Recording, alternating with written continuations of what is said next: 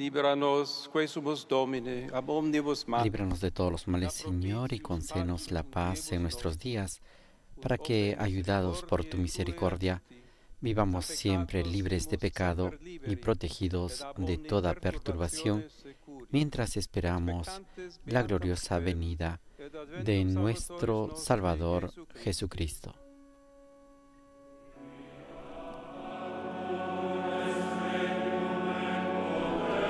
Tuyo es el reino, tuyo el poder y la gloria por siempre, Señor.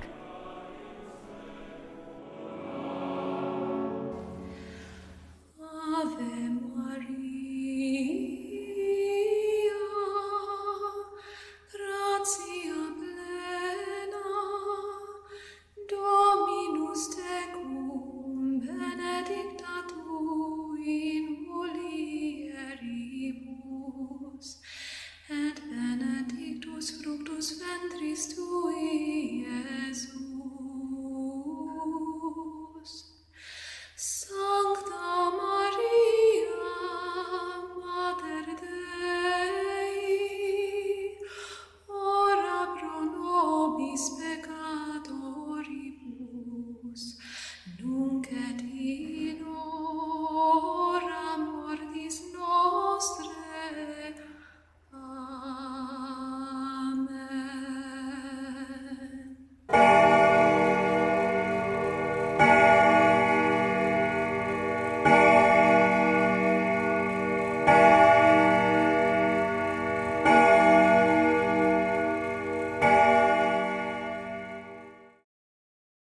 En la tarde de hoy me acompaña desde la ciudad de Miami el doctor Carlos Sánchez Berzaín.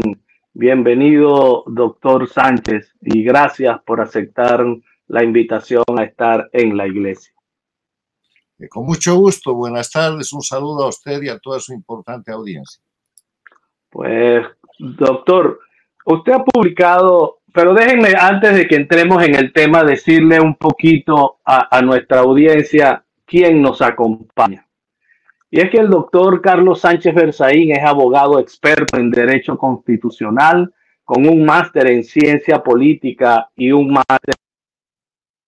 Es politólogo, miembro fundador del Ateneo Boliviano, catedrático de Derecho Constitucional y de Derecho Internacional Público, catedrático de Análisis Político de la MyCop. Y me quiero detener porque yo no he obtenido el significado de MyCop y me gustaría que nuestra audiencia lo tenga claro. Es una cátedra de la Universidad de Salamanca que después pasó a otra universidad sobre una maestría en estrategia y campañas electorales. Es una excelente cátedra española. Gracias. Esto en el al 2013. Es catedrático y miembro del claustro académico de la Maestría en Asesoramiento de Imagen y Consultoría Política, MyCop, de la Universidad Camilo José Cela en España.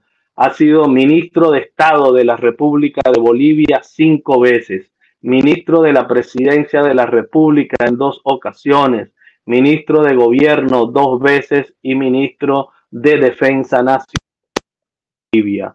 Así que si quieren más información, en la descripción del programa les voy a dejar el enlace a la biografía del doctor Carlos Sánchez Berzaín. Doctor Sánchez Berzaín, hace pocos días usted publicó tanto en Infobae como en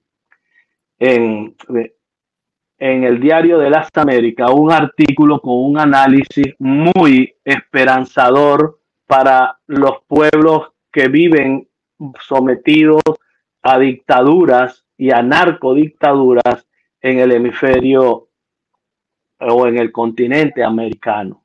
Y ese es el tema, porque usted le crea mucha esperanza el que haya sido electo el Papa León XIV. Y me gustaría que nos hiciera un marco histórico referencial dentro de lo que es la geopolítica, de lo que ha sido la función y la intervención de la Iglesia en el desarrollo de las poblaciones o de los pueblos y el desarrollo político específicamente en la América, en América. No vamos a distinguir continentes. Bueno, muchas gracias por la invitación. Vamos a hablar concretamente del análisis que yo titulo El Papa León XIV es esperanza de liberación para los pueblos bajo dictaduras en Cuba, Venezuela, Nicaragua y Bolivia. Este análisis nace del hecho histórico de la elección de Robert Francis Prevost, un estadounidense nacido en los Estados Unidos, pero nacionalizado peruano, que es elegido como papa y que toma el nombre de León XIV. Vamos primero a estos elementos. Yo considero que Robert Francis Prevost es o llamado el padre Bob, tanto en Estados Unidos como en el Perú, donde él desarrolla trabajo misionero y su trabajo de sacerdote, llegando a ser obispo de Chiclayo, que es una de las ciudades del Perú. Le da al ser humano, a la persona, lo que yo considero y denomino un mestizaje cultural americano, porque tiene la mezcla de ser un ciudadano del primer mundo, es norteamericano, pero tiene la sensibilidad de haber trabajado aproximadamente 20 años en un país en desarrollo, como es el Perú, cerca de lo que son las necesidades y de lo que son las condiciones sociales y políticas de ese país. O sea, el primer elemento es que el Papa León XIV es un americano culturalmente que reúne lo que es la condición del primer mundo como ciudadano estadounidense y del mundo en desarrollo de Latinoamérica. Habrán visto ustedes que tiene un español, un castellano, un idioma muy fluido y que en los últimos días ha estado manteniendo relaciones y dando señales extraordinarias a su diócesis, a la de Chiclayo, donde él fue consagrado obispo. En ese mismo marco hay que destacar por qué el cardenal Robert Francis Prevost escoge el nombre de León XIV.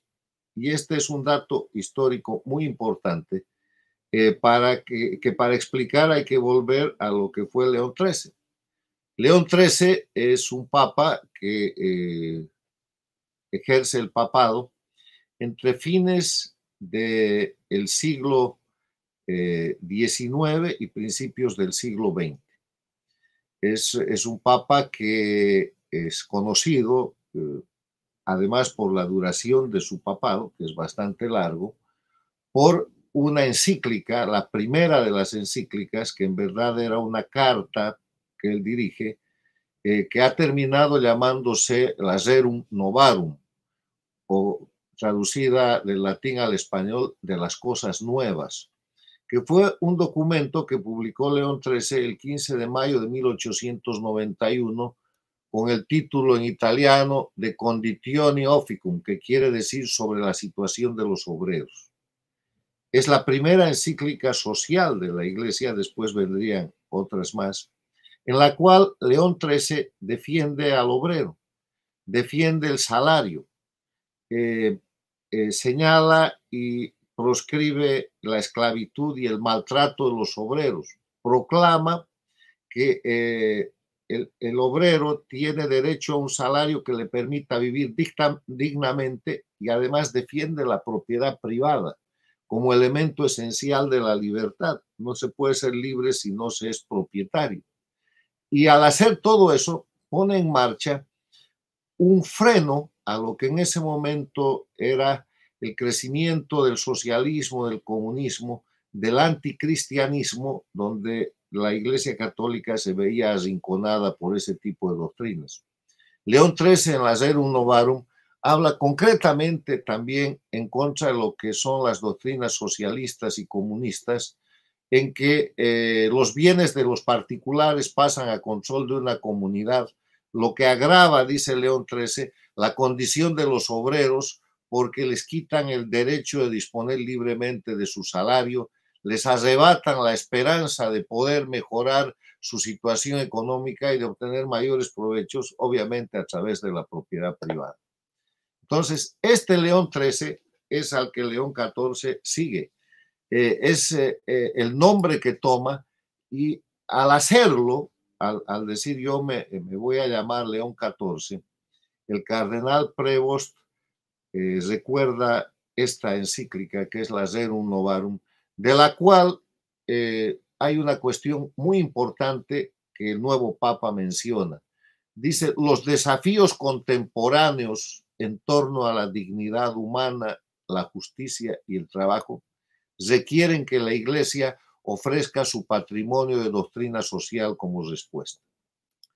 Quiero resumir toda esta introducción diciendo que cuando hablamos de León XIV estamos hablando de un individuo, de un americano culturalmente mestizo entre el primer mundo y el mundo en desarrollo, y de una persona que elige la denominación de su papado a partir del origen de la doctrina social de la Iglesia para ofrecerle al mundo una respuesta de carácter social fundada en la libertad, fundada en la dignidad humana y fundada en la propiedad privada.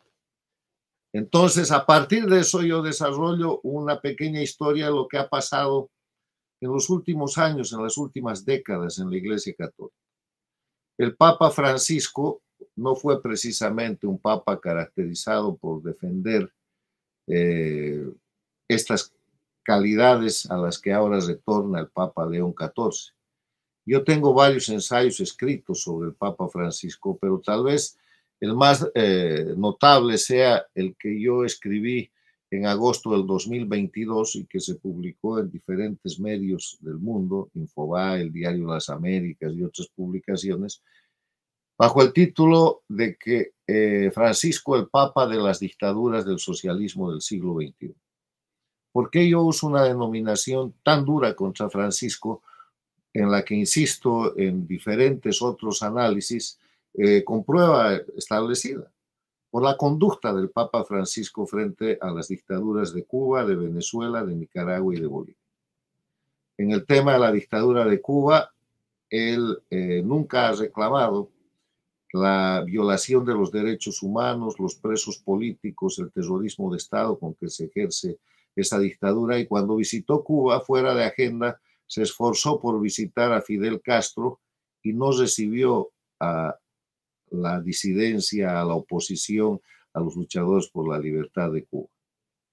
En el caso de Venezuela, el tema ha sido muy delicado, al punto que el Papa Francisco llegó a chocar con la diócesis venezolana, que señala a las dictaduras del socialismo del siglo XXI y a lo oprobio que sigue el pueblo de Venezuela.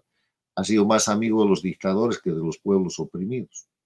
En el caso de Nicaragua la cosa es gravísima porque retira obispos y los exilia, los llama a Roma, en un ambiente en el cual la dictadura de Ortega y Murillo reprime todo el tiempo a la Iglesia Católica, apresa obispos, apresa sacerdotes, encarcela monjas, expulsa la orden de las hermanas de María, le quita bienes a la Iglesia e incluso llega a prohibirle, como está prohibido hasta ahora, procesiones y cultos. Se hacen verdaderos actos de profanación de la religión católica y Francisco nada.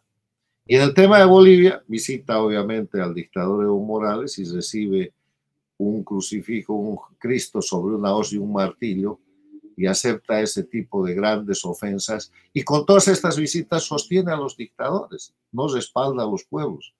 ¿Y qué diferencia? Lo digo en mi ensayo, con Juan Pablo II, su predecesor, el Papa Santo hoy día, San Juan Pablo II, que fue el Papa de la Iglesia Católica que contribuyó, actuó y realizó la gran derrota contra el sistema comunista de la Unión Soviética, logrando la caída del muro de Berlín y la desaparición, la disolución de la Unión Soviética.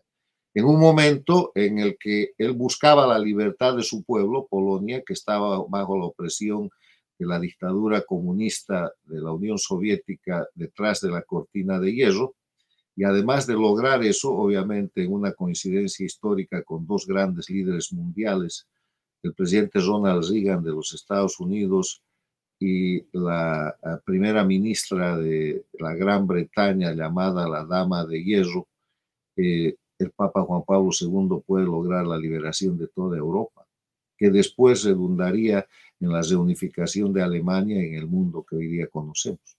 ¿Qué diferencia con esa actitud de la participación política y religiosa de la Iglesia Católica de Juan Pablo II, el Papa de la liberación anticomunista, de la liberación de los pueblos, al Papa de las dictaduras, el Papa Francisco? Y ahora nos llega León XIV, a quien yo señalo como esperanza de liberación para los pueblos de Cuba, Venezuela, Nicaragua y Bolivia, porque un Papa que se apoya en el origen de la doctrina social de la Iglesia, que se apoya en la Rerum Novarum, que dice libertad para los trabajadores, salario justo para los trabajadores, propiedad privada y no al socialismo y al comunismo. Obviamente está señalando a las dictaduras de crimen organizado de Cuba, Venezuela, Nicaragua y Bolivia como violadores de los derechos humanos, de los derechos fundamentales.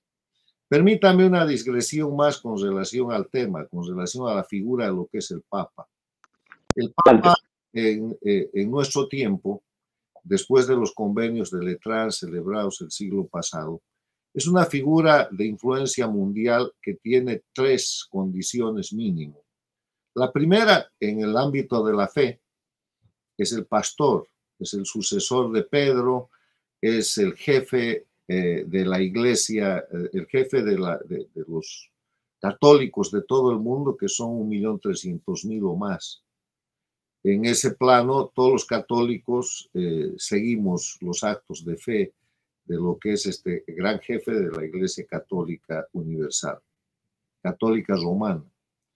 Pero la segunda potestad que tiene es la de ser el jefe de la organización religioso-política más importante del mundo, que se llama Iglesia Católica.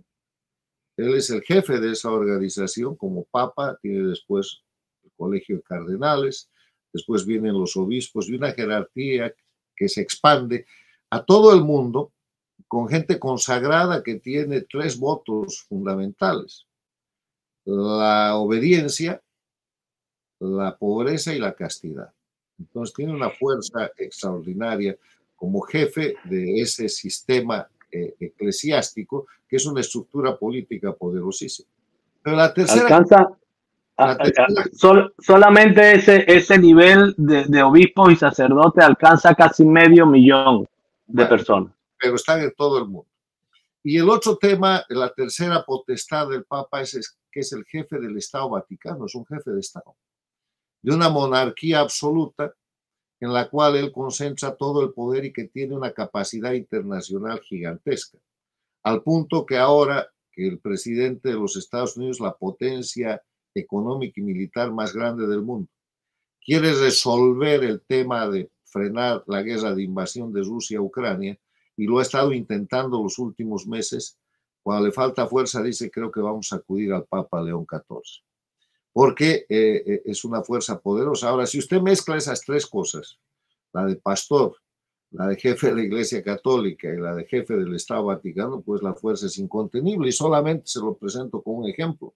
No hay político, no hay presidente, no hay líder en el mundo que reúna la cantidad de gente que reúne un papa cuando visita un país, o cuando hace una reunión como la que hemos visto el domingo pasado en la reunión de entronización o posesión del Papa León XIV. Entonces, de eso se trata. Mi análisis tiene que ver con que el Papa León XIV está trayendo una esperanza de liberación para los pueblos, porque por lo que ya ha dicho hasta aquí, no va a ser un cómplice más, como lo fue el Papa de las dictaduras, que fue el Papa Francisco, lamentablemente, que ha debido tener muchos méritos, pero que en el tema de las dictaduras tiene un ajuste de cuentas con la historia. La historia va a señalar siempre a Francisco como el papa de las dictaduras del socialismo del siglo XXI, el papa que prefirió a dictadores, como los Castro, como Maduro, como Evo Morales, como Ortega y Murillo, en vez de preferir al pueblo oprimido, masacrado, encarcelado, exiliado, forzado a la migración e inclusive a la protección de sus sacerdotes y jerarquía eclesiástica como los obispos de Nicaragua.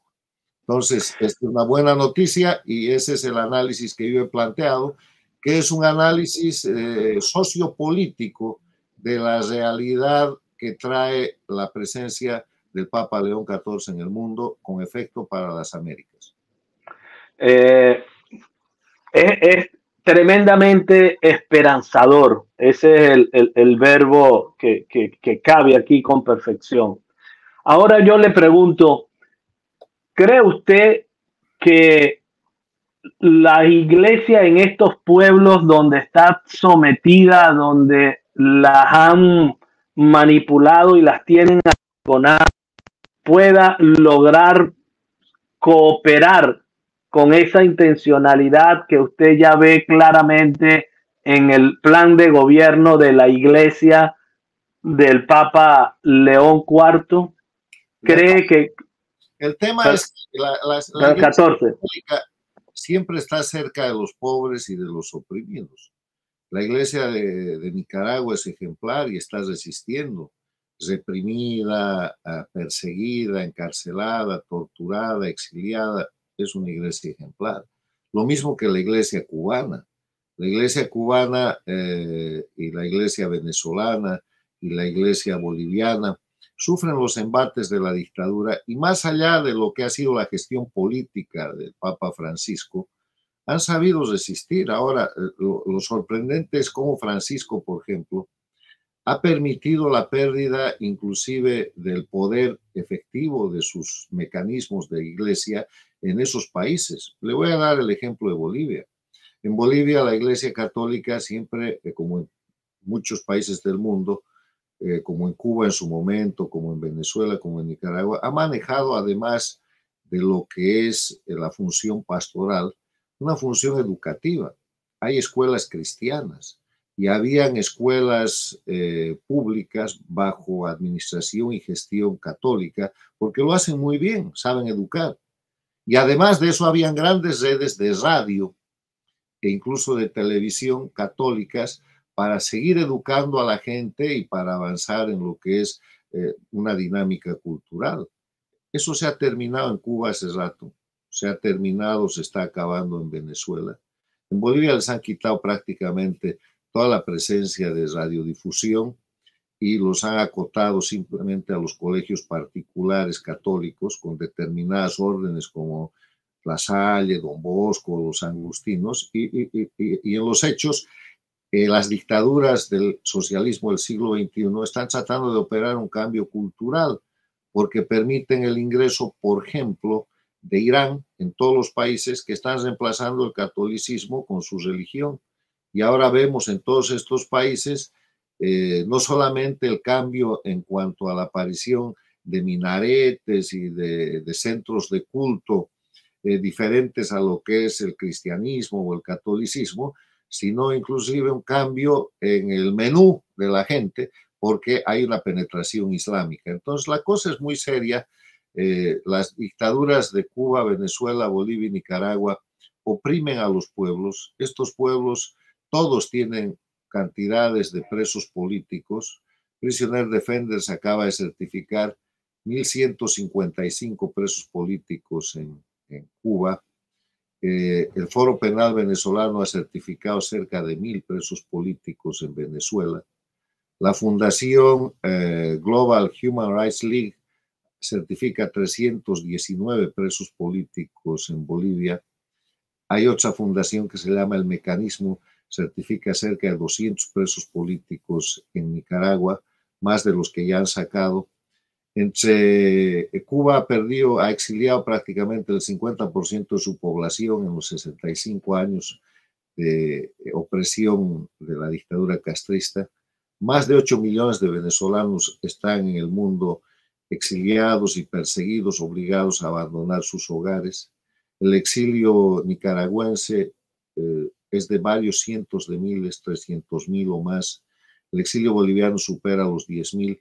Y esas son violaciones a los derechos humanos permanentes por gente que detenta el poder en Cuba, Venezuela, Nicaragua y Bolivia por medio de la fuerza, por medio de la violación diaria a los derechos humanos, donde no hay posibilidad de que la gente siquiera perciba el salario por el trabajo que realiza, porque hay miseria, no hay empleo. Y en el caso cubano, han convertido a los trabajadores cubanos en esclavos y los venden por el mundo, médicos, técnicos y otro tipo de servicios, y el gobierno cubano mantiene las familias de esos trabajadores secuestradas en Cuba, manda a los trabajadores al exterior, y gobiernos como el de México, como el de Brasil, México de Sheinbaum, el Brasil de Lula, le pagan directamente a la dictadura cubana para sostenerla por el trabajo del esclavo, de los esclavos que por miles están prestando servicios en esos países. Entonces, aquí estamos hablando de terrorismo de Estado, de presos políticos, de exilio político, de tortura, de muerte y de esclavitud de trabajadores. Y todo eso está en contra de la doctrina social de la Iglesia Católica, y llegó León XIV para dar esperanza de que eso puede cambiar. ¿Y cree que va a contribuir? Usted ha vaticinado hace pocos días de que antes de que termine esta década, las dictaduras de Latinoamérica desaparecerán. ¿Cree que va a ser una pieza fundamental la intervención de León XIV? Es un factor adicional que se suma a la crisis de las dictaduras. Yo no he vaticinado nada, yo no hago vaticinios, yo no soy adivino. Yo hago análisis de la realidad objetiva. Y la realidad objetiva presenta hoy día a las dictaduras de Cuba y Venezuela en una situación de miseria absoluta, sin ninguna consistencia social, económica ni política. A las dictaduras de Nicaragua que han empobrecido a los pueblos camino a la miseria, y a todas en un ambiente de repudio, donde más del 80% de la población de cada país repudia esos regímenes que solamente se sostienen por la fuerza. Si el sistema internacional, si las democracias del mundo cumplen sus obligaciones jurídicas, no es hacer ningún favor, de hacer respetar los derechos humanos, de aplicar la Carta Democrática Interamericana, de aplicar los principios de la Carta de las Naciones Unidas, de aplicar la Convención de Palermo contra la delincuencia organizada transnacional y otros instrumentos, las dictaduras deberían caer prontamente, y todos los dictadores deberían ir a rendir cuentas, a procesos, a la cárcel y al lugar donde tienen que estar los criminales. Para ese camino se han producido cosas muy importantes. Se ha producido el gran triunfo electoral de Venezuela el año pasado, en el que el pueblo le ha ganado a la dictadura y la dictadura sigue reteniendo el poder por mecanismos criminales. Se ha producido este año la llegada al poder del presidente Trump, que ha cambiado la política exterior de los Estados Unidos y ha empezado a controlar y a señalar los mecanismos de guerra híbrida criminales que usan las dictaduras de Cuba, Venezuela, Nicaragua y Bolivia, no solamente contra Estados Unidos, sino contra todas las democracias de la región. Narcotráfico, cocaína y fentanilo, migraciones forzadas, crimen organizado, crimen común, penetración del sistema democrático, información falsa, calentar las calles y generar revueltas en los diferentes países, terrorismo, guerrilla y todo lo que pueden hacer. Gran cambio con la llegada del presidente Trump, pero ahora se produce otro cambio. Se ha ido el papa de las dictaduras, Francisco, y llega el papa de la esperanza con la doctrina social de la Iglesia en la mano, que es León XIV. Entonces, hay condiciones objetivas para que las dictaduras cesen y los pueblos de Cuba, Venezuela, Nicaragua y Bolivia recuperen su libertad y democracia en el corto plazo. Excelente. Eso es. Te agradezco mucho, yo tengo que dejarlo. Y sí, no. Órdenes. Permítame públicamente agradecerle y darle las gracias por estos 28 minutos que nos ha ilustrado con su análisis geopolítico. Dios le guarde, Dios le bendiga y ha sido un gran placer.